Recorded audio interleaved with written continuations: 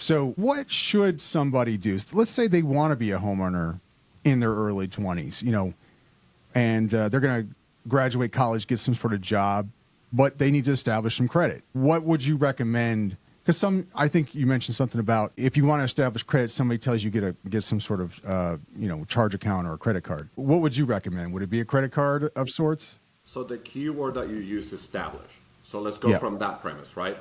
This isn't somebody that had good credit and went down. We're establishing, then you need to diversify your credit mix.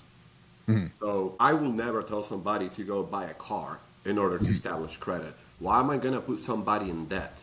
Instead, you need to leverage your own money, right, to be able to establish. So 3 very simple steps. Number 1, you get a secure credit card, right? Nowadays, you can take out a secure credit card, and it works very much like a debit card. You put a deposit, and you're basically making purchases and payment on your own money.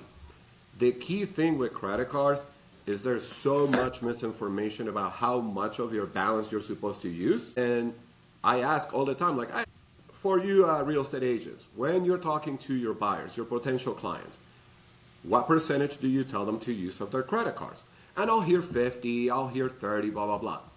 Analytics tells us today it's 10% or less. So, hey, Joshua, here's a $10,000 line of credit, but if you use more than $1,000, you will see your score start dropping.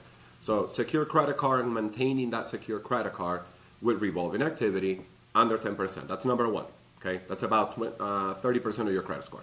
Number 2, you get a self-funded installment. Think about it as a digital piggy bank where I'm gonna, every month, put in $50, right? For the next 2 years. There's a lot of different tools. Just, you can Google self-funded installment. I don't want to give names because none of us are getting paid by them. So it's just self-funded installment. And number 3, there's a lot of really good opportunities now to self-report rent. But the biggest thing is a lot of people do the self-reporting. The problem with that, and Jeremy can tell you, he sees this all the time, self-reporting only shows up on Experian, not all 3 bureaus, right?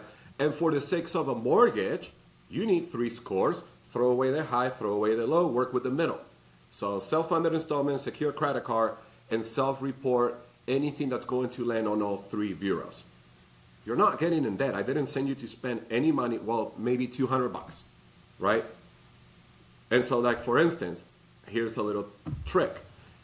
If you got a teenager in the house and you don't necessarily want them to go and get that 18-year-old credit card, so I'll speak for my 16-year-old. The moment my son turns 17 years and 11 months old, I'm adding him to my Chase account because I have about 14 years of history. So the moment he turns 18, all that data goes to the 3 bureaus. The kid's going to hit the ground running with, say, 14, 15 years of history. That's a 740, bro. From day 1 on a 700 plus credit score. Man, that's pretty good. Why don't more parents do that? Or maybe they just don't know. I mean, would you say this is like some of those things that most people just don't know about?